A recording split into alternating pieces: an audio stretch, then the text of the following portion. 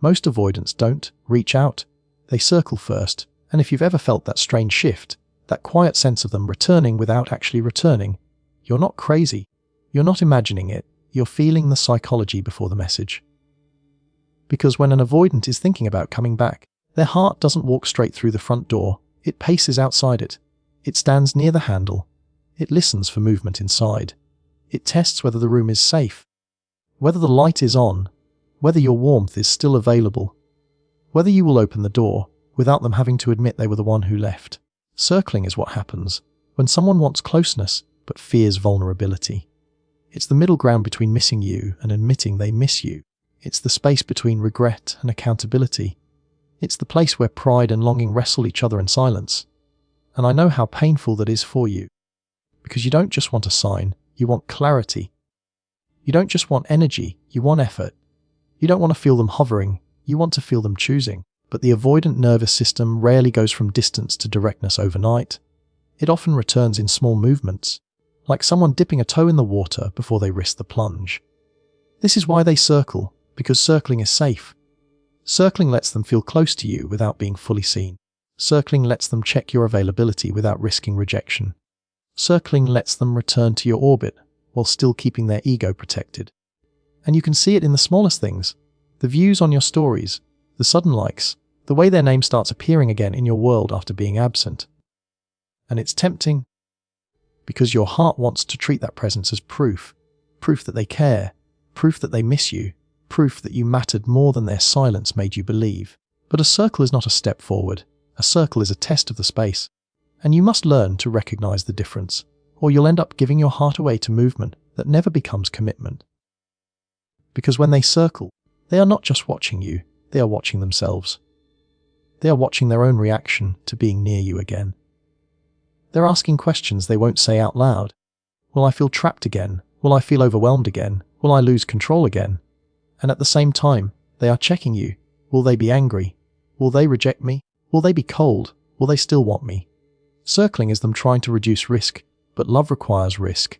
Real love requires the courage to be honest, the courage to be accountable, the courage to say, I miss you, and I want to do better, and I know I hurt you.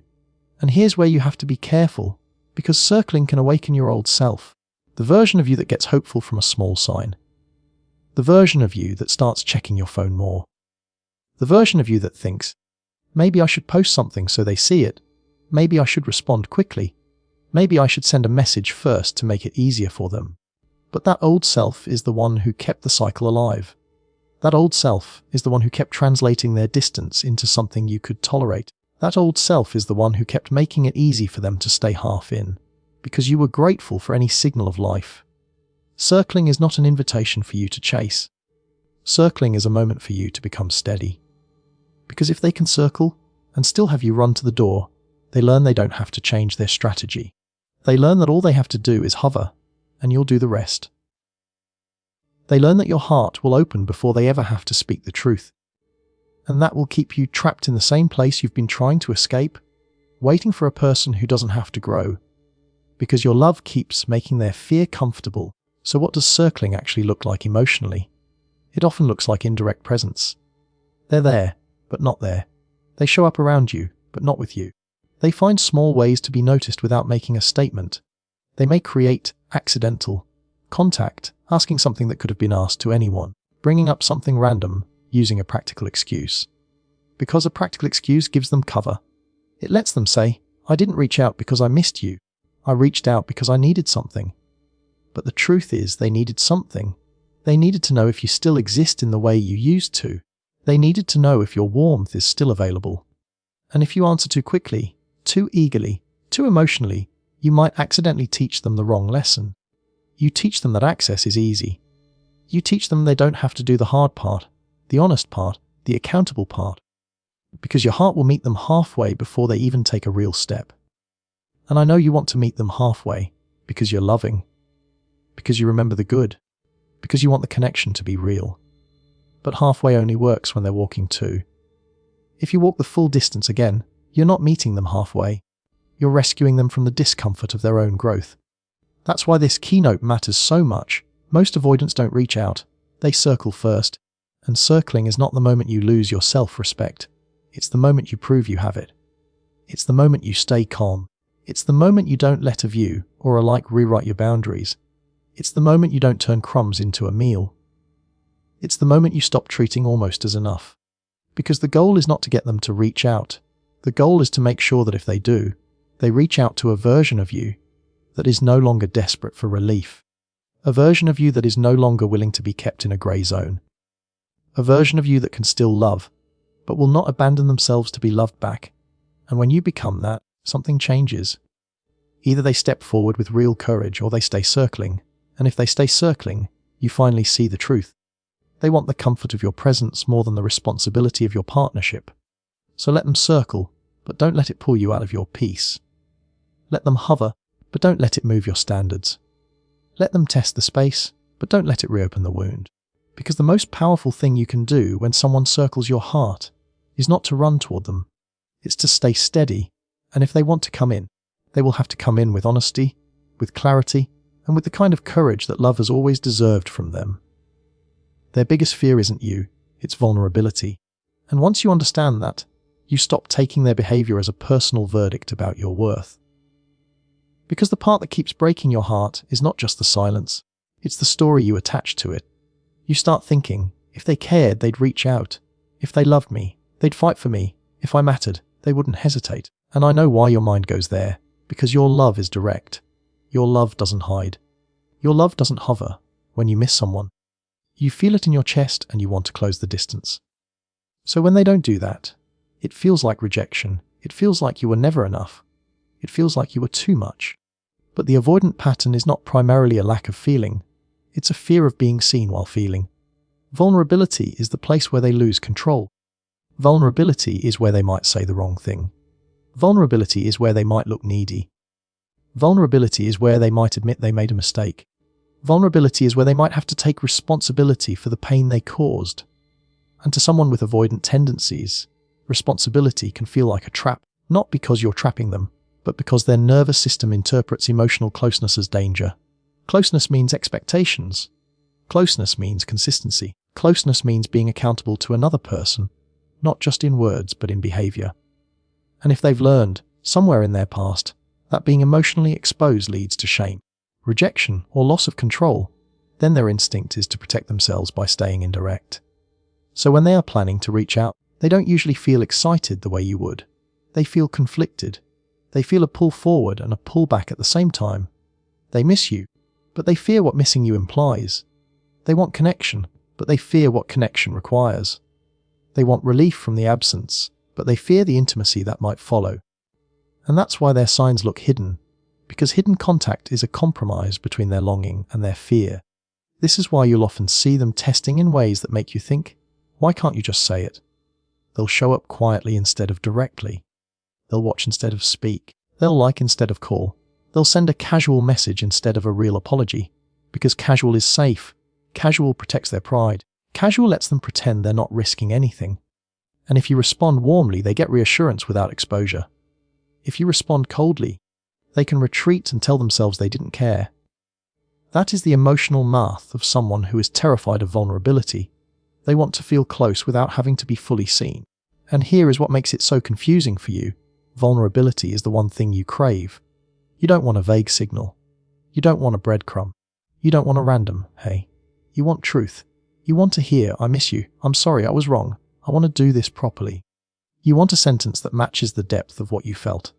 And because you want that, you start reading into the small signs, hoping they're a build up to a real moment, hoping the circling becomes a step, hoping the hovering becomes a choice, hoping the fear finally loses to love. But you have to remember, the fear doesn't disappear just because they miss you. In fact, sometimes missing you makes the fear louder, because missing you reminds them that you matter. And if you matter, you have power to hurt them, to reject them, to expose them, to hold them accountable. So the closer they feel to reaching out, the more their nervous system may look for a way to do it without being vulnerable. That's why they might reach out with something practical. That's why they might use an excuse. That's why they might pretend it's random. They are trying to protect themselves from the emotional risk of saying what they actually feel.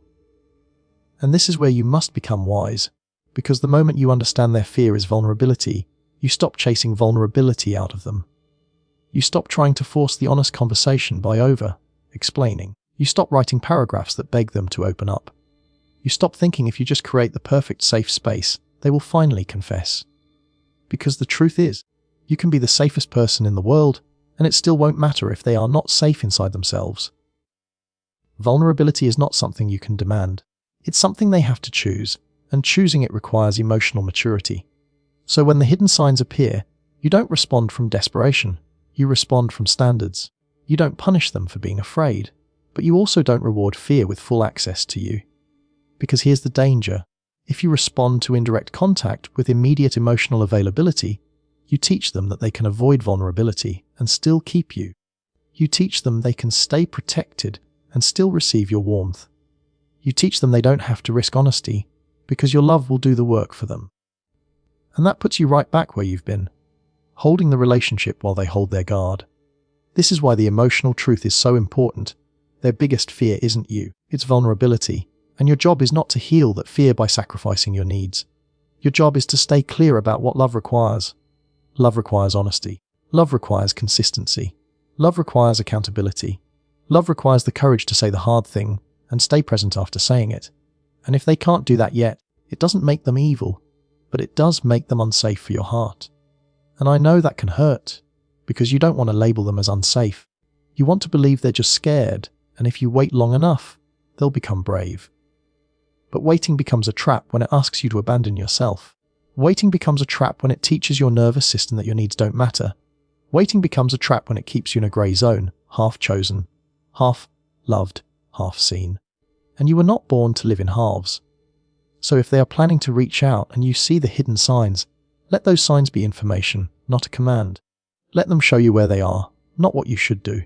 And if they do reach out, let them meet a version of you that is still kind, still warm, still human, but no longer willing to accept indirectness as intimacy. A version of you that doesn't demand vulnerability, but also doesn't settle for avoidance disguised as contact. A version of you that can say, I'm open to a real conversation, but I'm not here for crumbs. Because the moment you stop personalizing their fear, you stop chasing it. And the moment you stop chasing it, you stop feeding the dynamic that kept you anxious. You start choosing yourself with the same devotion you used to pour into them. And that is the turning point, not when they finally become vulnerable, but when you finally become loyal to your own worth. And you let vulnerability be the price of entry to your heart, not a gift you keep giving to someone who refuses to hold it. They try to regain access before they offer accountability, and if you don't understand this, you will keep mistaking movement for meaning. You will keep thinking that a message means change, that a check-in means commitment, that a sudden wave of attention means they're finally ready.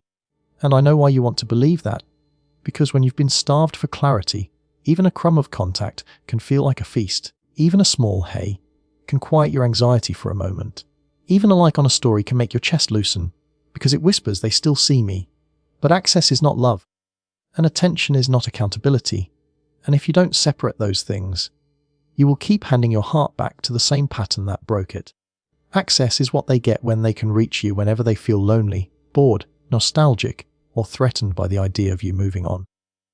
Access is what they get when they can tap on the glass of your life and watch you turn your face toward them. Access is what they get when your warmth is available even when their effort is not. Accountability is something else entirely. Accountability is them naming what happened. Accountability is them acknowledging the impact. Accountability is them taking responsibility for the distance, the confusion, the inconsistency, the way you were left waiting, the way you were left guessing, the way you kept bleeding quietly while pretending you were fine. Accountability is them understanding that you are not a toy they can pick up when they miss you. You are a human being who deserves consistency. So when they start to plan their reach out, their first instinct is often not to own anything. It's to restore connection on their terms. It's to see if the door is still open without having to kneel at it. It's to come back into your space without having to face the discomfort of admitting they created the distance in the first place. Because admitting that would mean vulnerability, and vulnerability would mean shame, and shame is the emotion they will avoid at all costs. Not because they don't have a conscience, but because shame feels unbearable, and an avoidant will do anything to stay in control of how they are seen. That's why the reach out is often casual. It's light. It's almost meaningless on the surface. It's how have you been? It's hope you're good. It's a meme. It's a question they could have asked anyone. It's an excuse, something practical, something random, something that lets them pretend it's not emotional. They create a doorway that doesn't require them to say, "I hurt you, I was wrong, I miss you, I'm scared, I want to try again properly." Because those sentences carry weight. Those sentences admit need. Those sentences admit responsibility. Those sentences require them to hold your feelings, not just their own. And this is where your heart gets pulled into the old trap, because you've wanted contact so badly that you might meet them there. You might respond quickly. You might soften instantly. You might act like nothing happened, because you're relieved they're back. But the moment you do that, you teach them something. You teach them that access is easy. You teach them that they can bypass accountability and still get comfort.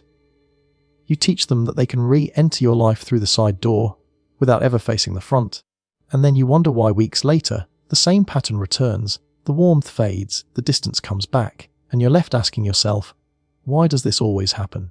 It happens because you accepted access as if it was repair. Access is not repair. Access is contact without consequence. Repair requires honesty. Repair requires the uncomfortable conversation. Repair requires them to say, "I know I disappeared. I know I hurt you. I know I left you confused. And I want to do better. And I'm willing to show it." Repair requires them to take the risk of being seen as flawed, because real intimacy is not two perfect people. It's two people willing to own their impact. And I need you to hear this gently, because I know you've been trying to be understanding. Understanding is beautiful, but when understanding becomes a way to avoid asking for accountability, it becomes self-abandonment. When you keep telling yourself, they're just scared, they're just stressed, they don't mean it, they're not good with emotions, you might be right. But you're also creating a world where your pain never gets addressed. You're creating a world where their intention matters more than your experience. And love cannot be built on your experience being ignored. So how do you tell if they're seeking access or offering accountability? You don't look at the first message, you look at what happens when you don't make it easy. You look at what happens when you don't immediately reassure them. You look at what happens when you calmly hold the standard, because an avoidant who only wants access will retreat the moment accountability is required. They will get vague, they will get cold. They will say, "I don't want drama," or "I don't want to talk about the past," or "I just wanted to see how you are," and then they disappear again. But an avoidant who is actually growing, who actually wants to repair, will stay present. They will lean in, even if it's awkward. They will have the conversation, even if it's uncomfortable. They will acknowledge the truth, even if it bruises their pride. And this is where you become powerful, because your power is not in detecting every sign. Your power is in how you respond. Your power is in not collapsing into the old role, the role of the one who makes it easy for them. Your power is in being warm, but not wide open. Your power is in being kind, but not careless with yourself. Your power is in saying, "I'm open to talking, but I need clarity. I'm open to reconnecting, but I need consistency. I'm open to hearing you, but I need you to take responsibility for what happened." And I know that can feel scary, because you might think, if I ask for accountability, they'll run. But listen, if they run from accountability, they were never coming back to love you properly. They were coming back to access you. They were coming back to soothe themselves. They were coming back to take the edge off their loneliness, not to build something safe. And you deserve someone who can stay, not someone who can only return when it's easy. This keynote is not about making you hard, it's about making you honest.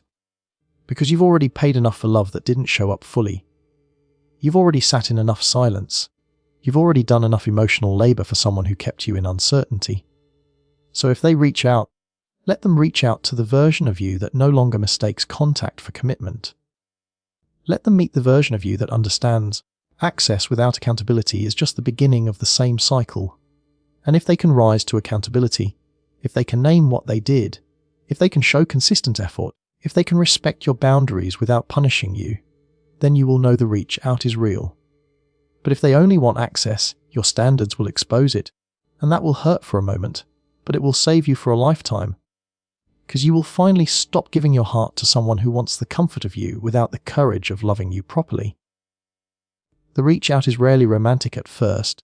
It's often practical, casual, or random. And if you don't understand this, you will either miss what's happening, or you will romanticize it and fall back into the old pattern.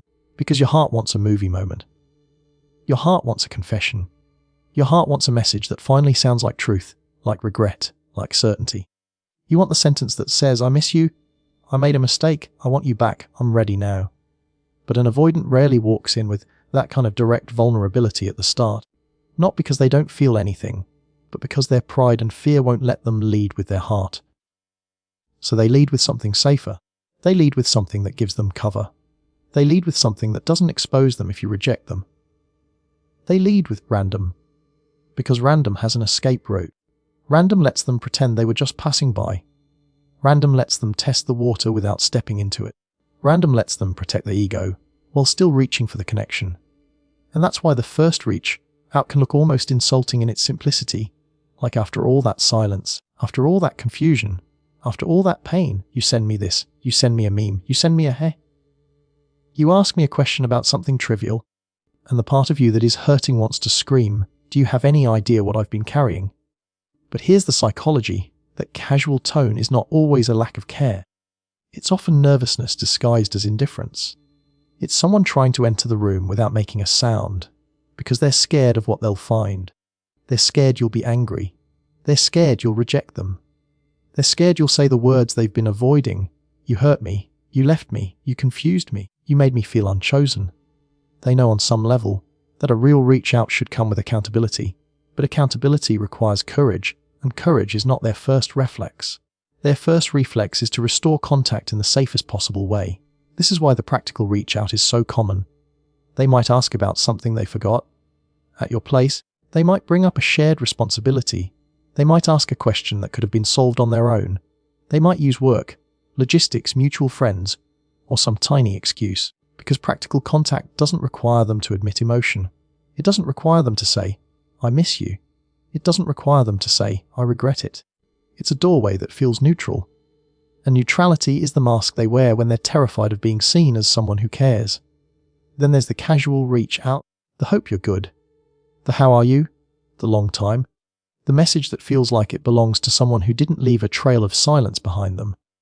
And you might feel rage, because it can feel like they're minimizing everything you went through.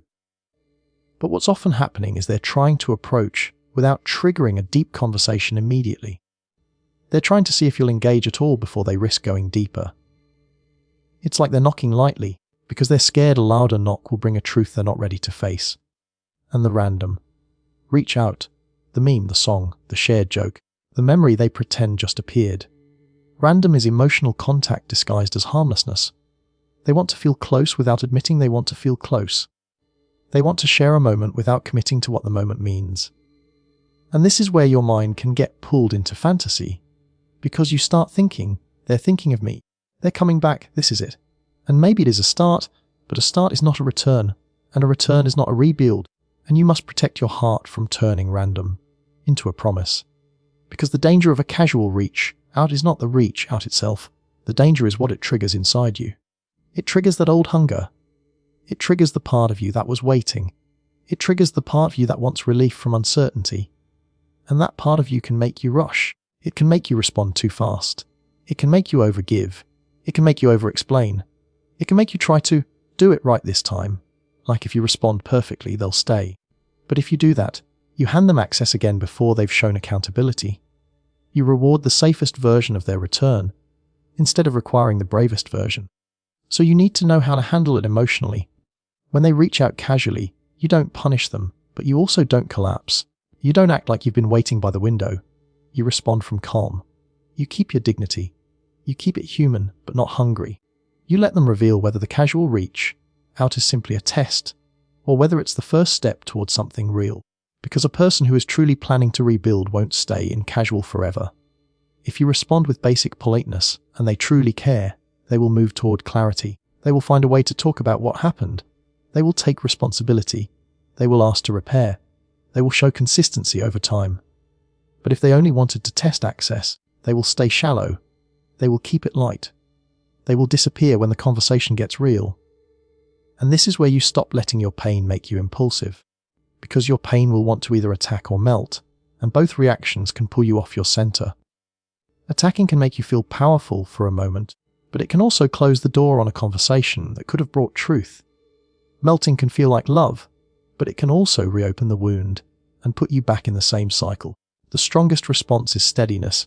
The response that says, I'm open to a real conversation, but I'm not here for games. I can be kind, but I will not be careless with my heart.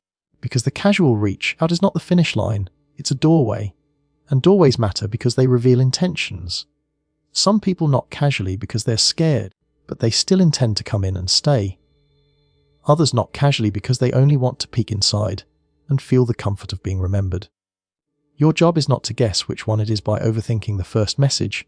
Your job is to watch the pattern that follows. So when they reach out in a practical, casual, or random way, don't let your heart turn it into a fairy tale. Let it be what it is, a signal. And your self-respect decides what happens next. If they want you, they will move from casual to clear. They will move from random to real. They will move from access to accountability. And if they don't, you will still have protected the most precious thing you have. The version of you that no longer begs for love, but allows love to meet you with the courage it requires. The real power is not spotting the signs. It's staying steady when they appear, because the signs are the easy part. A story view, a like, a random message. Hope you're good. A memory. A little tap on the glass of your life. Those things can happen, and they can feel like electricity, because your heart has been living in hunger, and when hunger meets a hint of food, it wants to grum, it wants to grab, it wants to believe.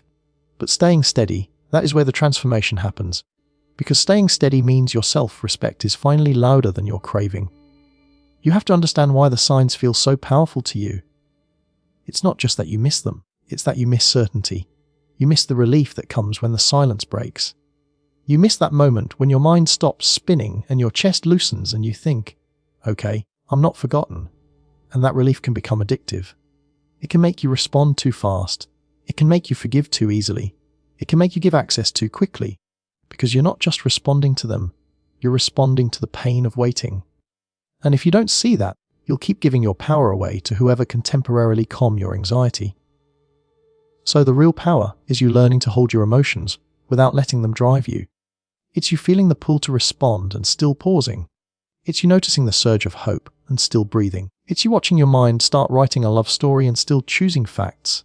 Because facts keep you safe. Facts say a sign is not a commitment. A message is not a rebuild. A memory is not accountability.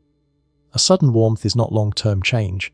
And the steady version of you is the one who no longer trades your dignity for temporary reassurance. Staying steady does not mean being cold. It does not mean ignoring them to teach a lesson. It does not mean playing games. It means you remain kind, but you don't collapse. You remain open, but you don't overoffer.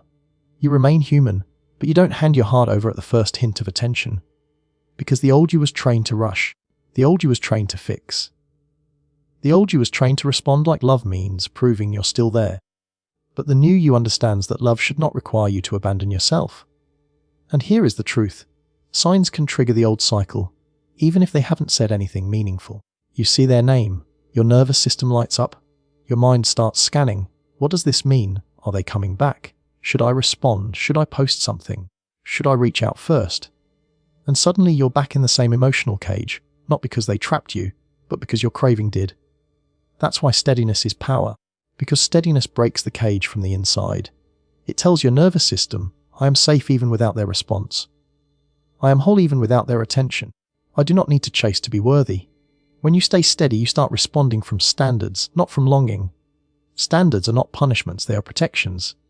Standards say, if you want access to me, you need to bring clarity. Standards say, if you want to reconnect, you need to show consistency. Standards say, if you want to be in my life, you need to respect my heart. And this is what changes everything. Because an avoidant dynamic often survives on your flexibility, your willingness to bend, your willingness to accept, almost, and call it progress. Steadiness is you refusing to bend into old shapes just because the person you once chased is circling back. And yes, it can feel terrifying, because the part of you that still loves them will whisper, if I don't respond perfectly, they'll disappear. If I don't make it easy, they'll leave. If I ask for clarity, they'll run. But listen, if someone disappears because you require respect, then they were never coming back to love you properly. They were coming back to access you safely. They were coming back to see if you were still available on demand. They were coming back to calm their own feelings, not to honor yours. And the steady version of you does not beg someone to stay who cannot meet basic standards of care. Staying steady also means you stop treating their return as the prize, Because the biggest trap is thinking, if they reach out, I win. But what you really want is not a reach out, you want a change. You want to rebuild. You want consistency that lasts when the excitement fades. You want someone who doesn't only show up when they fear losing you, but shows up because they value you. And that kind of love is proven over time, not in a single message. So staying steady means you don't celebrate too early. You don't hand out trust like candy. You let them earn it with patterns, not promises. And you should know, steadiness will test your heart. It will test you when they send the casual message, and you want to answer with everything you've been holding in. It will test you when they act warm for a day, and then go quiet again. It will test you when they give just enough to keep you hoping. But this is the moment you become emotionally mature in a way you may have never been allowed to be before, because now you are no longer controlled by the hunger. You are guided by your self-respect.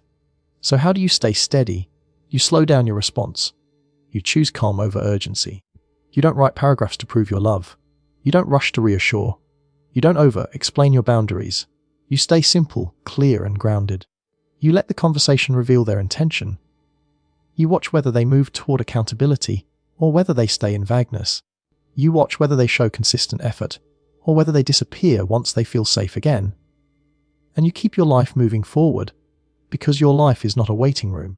Because the most powerful thing you can do when the signs appear is to remain the person you became in the silence. The person who learned to breathe again. The person who learned to sleep again. The person who learned to live without chasing. The person who stopped making their mood depend on someone else's availability. That person is your power, and you don't trade that power for a moment of relief. So yes, learn the signs, understand the psychology, but don't worship the signs. Worship your steadiness. Because the moment you stay steady is the moment you stop being controlled by the possibility of their return. And when they finally do reach out, if they do, they won't be meeting the old version of you, the version who begged for love. They will be meeting the new version of you, the version who can love deeply, but will only accept love that shows up with clarity, consistency, and real courage.